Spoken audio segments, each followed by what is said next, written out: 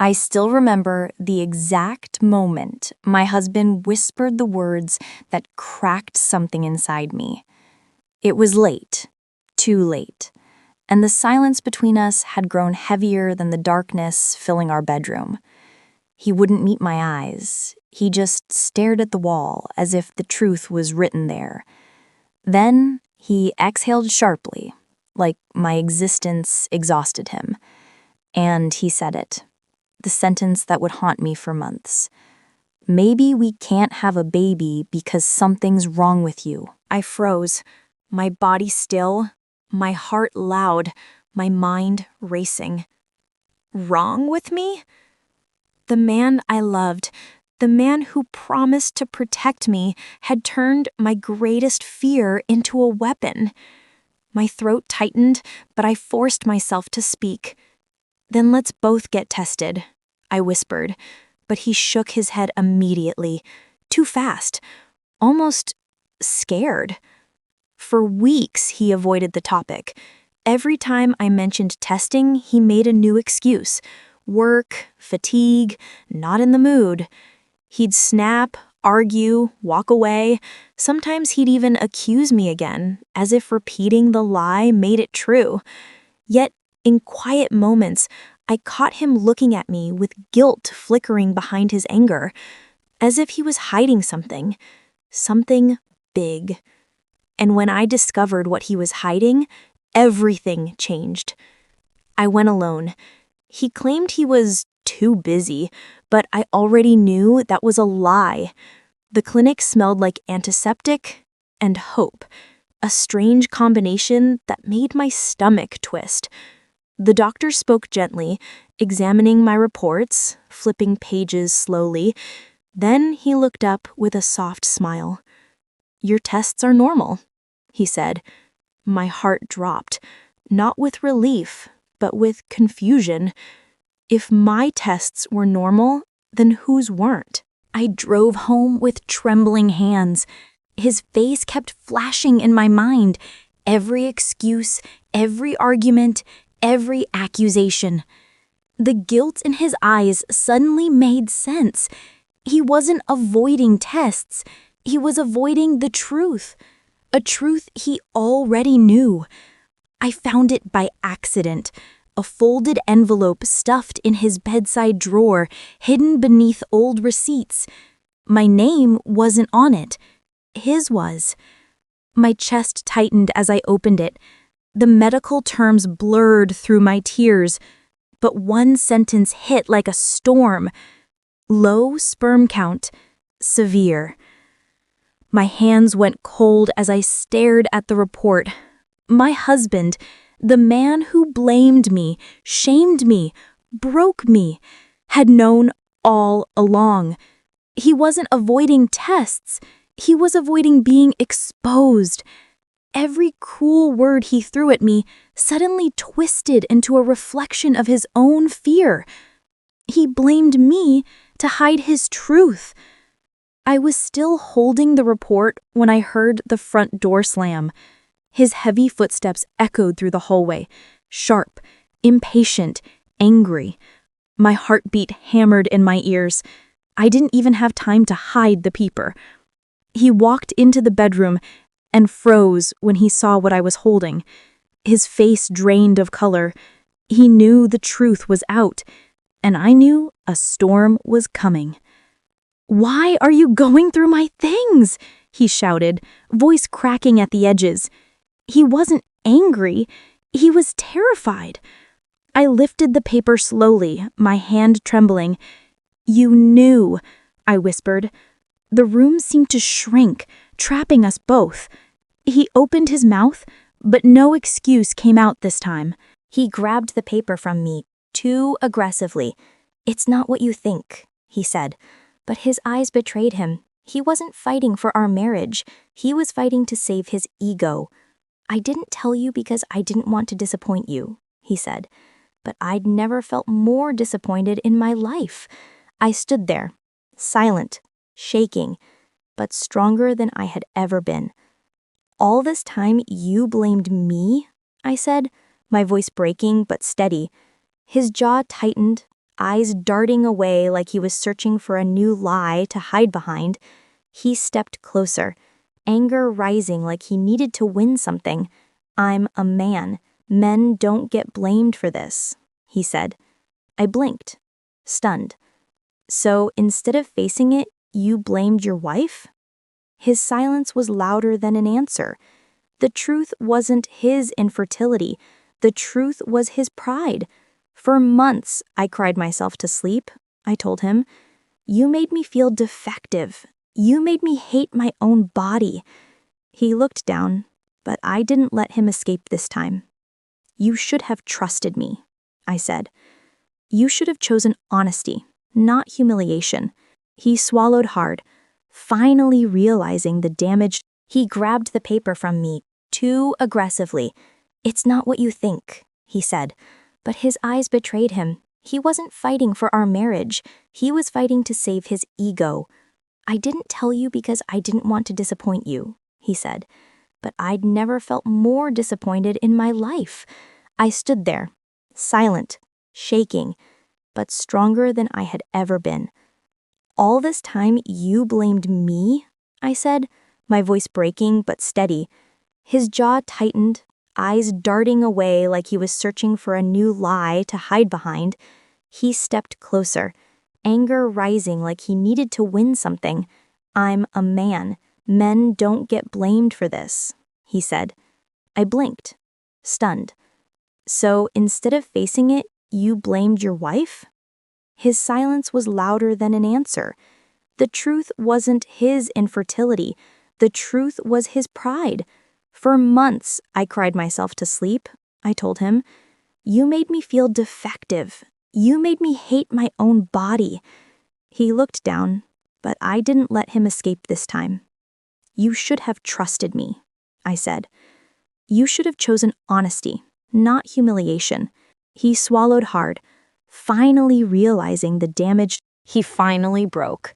His shoulders dropped and the anger drained from his face like a mask melting off. "I'm sorry, please," he whispered, voice trembling.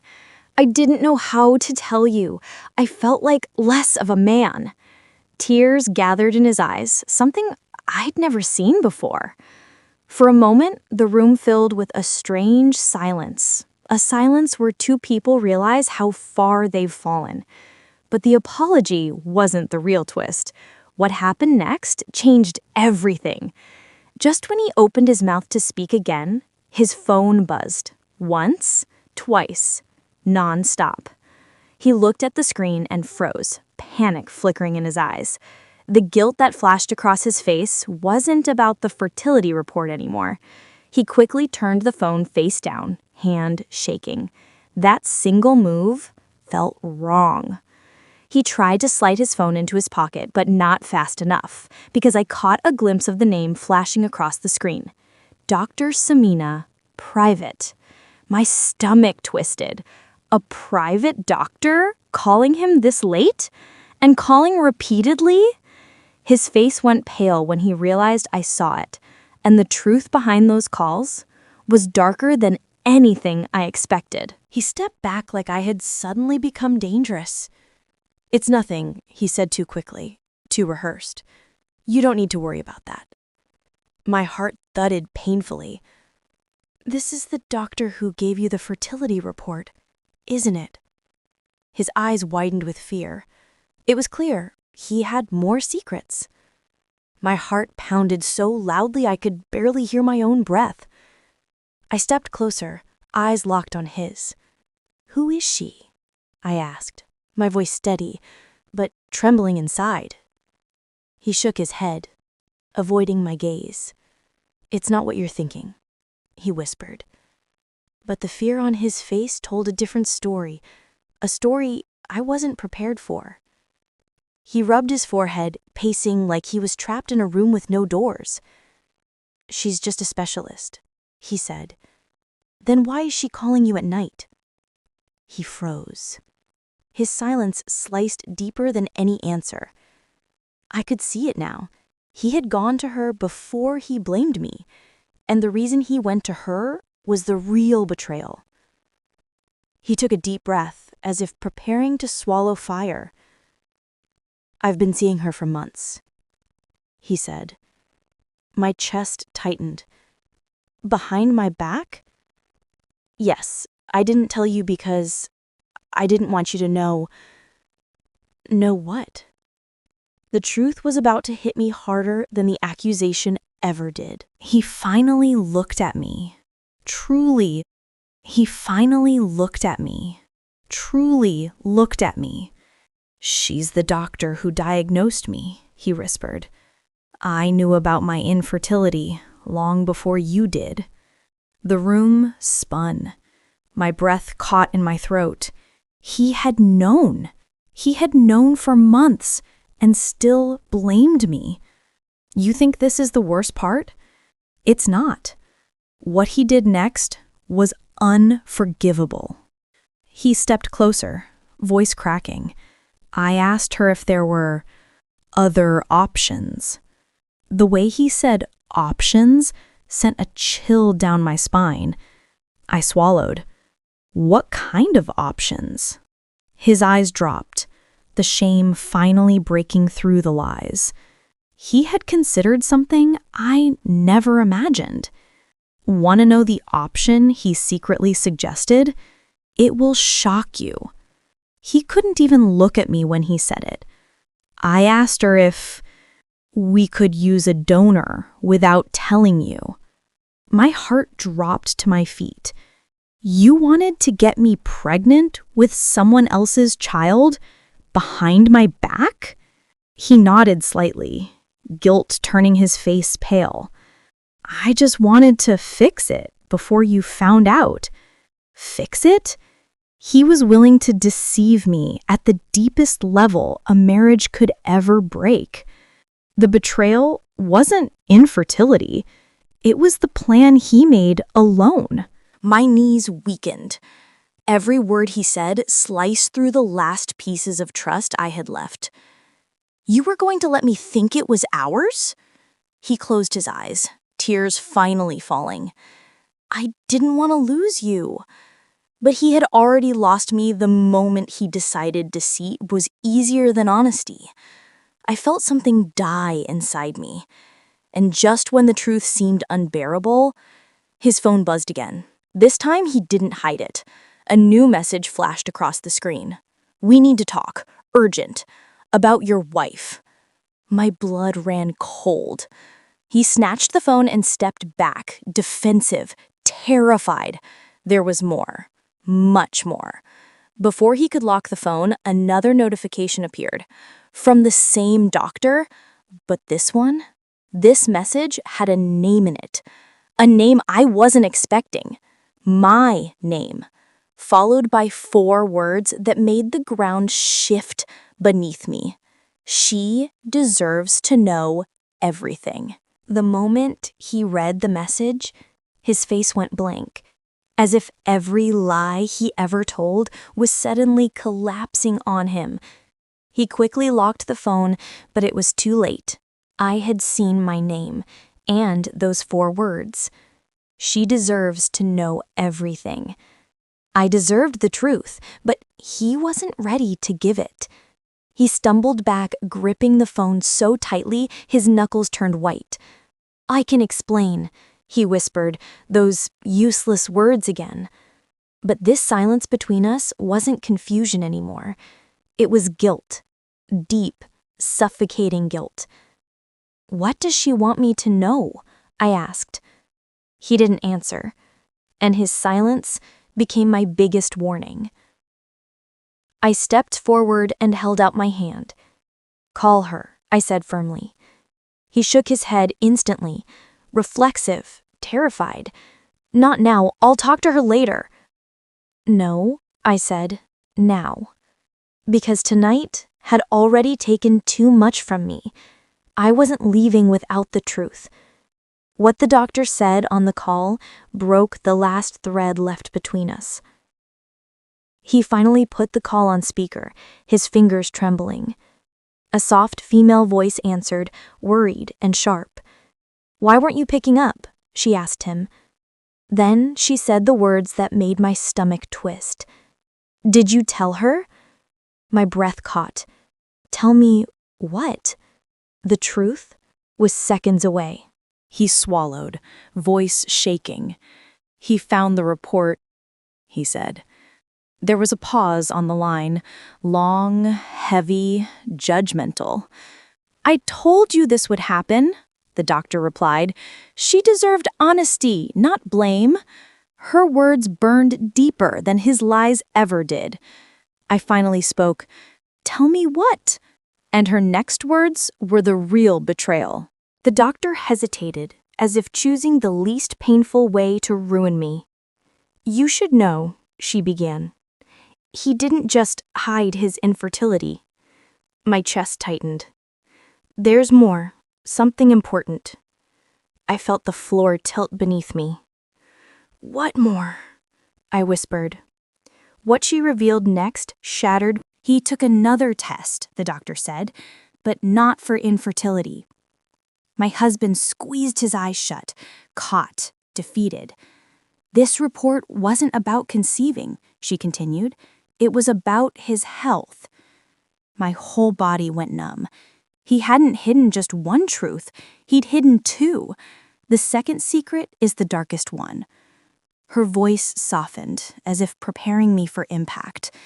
He was diagnosed with a condition that affects more than fertility.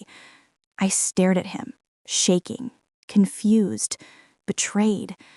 And he refused treatment, she added. He said he wasn't ready to tell you. Not infertility, something else, something dangerous. He finally spoke, broken, defeated. I didn't tell you because I didn't want you to worry, he whispered. But I'm sick. My breath vanished. What sickness? His voice cracked. The kind that gets worse if untreated. His words hung in the air like smoke, suffocating both of us. I'm sick, he repeated, voice cracking like it hurt to speak. My heartbeat stumbled, fear sinking into my bones. What kind of sickness? I asked softly. He hesitated, eyes lowered, breath trembling. The kind of hesitation that only hides something life-changing, something irreversible. He finally lifted his eyes, and for the first time all night, he looked genuinely fragile. I have a hormone disorder, he whispered. One that affects fertility, mood, energy, everything. I felt the world tilt slightly. Not because he was sick, but because he suffered alone and still blamed me. But this disorder wasn't even the worst part. The doctor's voice cut in gently through the speaker. He ignored treatment for months, she said. He said he didn't want to appear weak. Weak? He thought weakness was admitting the truth, but not lying to his wife. The hypocrisy stung more than the diagnosis. He's been experiencing more than infertility, she said. Fatigue, anger, mood swings, emotional imbalance. Suddenly, so many fights made sense. Suddenly, his unpredictable behavior wasn't random, but understanding him didn't erase the hurt he caused. Pain doesn't disappear just because the explanation makes sense. But the doctor wasn't done. This part shook me the most. He refused treatment, she continued, regret heavy in her voice. He said he would rather fix the marriage first. Fix the marriage? By blaming me? By hiding lies? By planning to use a donor in secret? His choices weren't born from love. They were born from fear and ego. And now he had to face the consequences. I looked at him, really looked at him. For months, I begged for truth, connection, and effort. Instead, he gave me lies, accusations, and emotional wounds I still carried. Yes, you're sick, I said quietly, but that doesn't excuse what you did. He lowered his head in shame. For once, he didn't argue. What he said next changed everything about our future. I want to get better, he whispered. I want us to try again, together. His tears finally fell, but mine didn't. I was too exhausted to cry anymore. "You want forgiveness," I said, "but you haven't even earned trust." He winced because he knew it was the truth. And then he said the one sentence that I never expected. "I didn't just avoid treatment," he said softly. "I was scared you'd leave if I told you how bad it was." I stepped back, breath trembling. "You didn't trust me with your truth," I said, "but you trusted me enough to blame me for your pain?" His silence was an admission, and it broke something in me forever. I wiped my tears and stood straighter, feeling something shift inside me. "I'll help you get treated, but we're not okay." His eyes widened. Fear, regret, desperation. "I need space," I continued. "Not to punish you, but to heal myself." He nodded slowly, realizing the weight of what he had done. The sunlight streamed through the curtains, but the warmth didn't reach me. I sat on the edge of the bed, staring at the space where he should have been honest all along. He didn't speak, didn't try to convince me otherwise. For the first time, silence felt like clarity. Months of lies, anger, and blame had led to this stillness. I finally understood one thing. The truth could hurt, but lies destroyed. He entered slowly, careful, almost afraid. "I've scheduled an appointment," he said softly, voice shaking. "My treatment starts tomorrow. I want to face this for us." I looked at him, not with warmth, not yet, but with cautious hope. "Facing it doesn't fix everything," I whispered. "It only begins the process, if you're honest this time." He nodded, eyes wet, finally accepting responsibility. And then he did something unexpected. He knelt down before me, something he had never done in our marriage. "I am so sorry," he said, genuinely broken, "for blaming you, for hiding the truth, for hurting you." I felt a pang in my chest, hurt and relief colliding. "You destroyed my trust," I replied softly, "but I need to see that you've changed before I can forgive completely." He swallowed. Knowing words alone wouldn't repair the damage. But the healing isn't just about him. It's about my own choice. I walked to the mirror, staring at my reflection. The tears had left tracks, but my eyes were clearer than ever. I realized I had spent months carrying his lies as if they were my own failures. It was time to reclaim myself, time to decide if love alone was enough, or if my peace mattered more. The truth hurt, but it was liberating. And for the first time, I felt in control. And the decision I made next shocked him. I turned to him, steady, unwavering. "I will stand by you if and only if you're fully honest from now on," I said. "No excuses, no lies, no blaming me ever again." He nodded slowly, tears brimming, understanding the gravity. "I will do whatever it takes," he whispered. I let him know this wasn't just about forgiveness. It was about respect, trust, and our future. This was his only chance. The twist? Our story doesn't end with just apologies. Weeks passed. Treatment began. Honesty replaced lies. And then life did what we never expected. A simple, quiet moment laughing together in the kitchen revealed something miraculous. I felt the first flutter of hope, the possibility of a family we could share, not built on lies, but truth. It wasn't immediate happiness. It was the beginning of trust restored, And the last lesson? Sometimes truth and love don't come easily, but they come. I finally understood the harshest lesson of all. Blame is easy, truth is hard, and love is patient, but only if nurtured with honesty. He had lost months, but maybe, just maybe, we could gain years. Years built on trust, respect, and understanding. The house was quiet now, not suffocating with lies, but filled with cautious hope.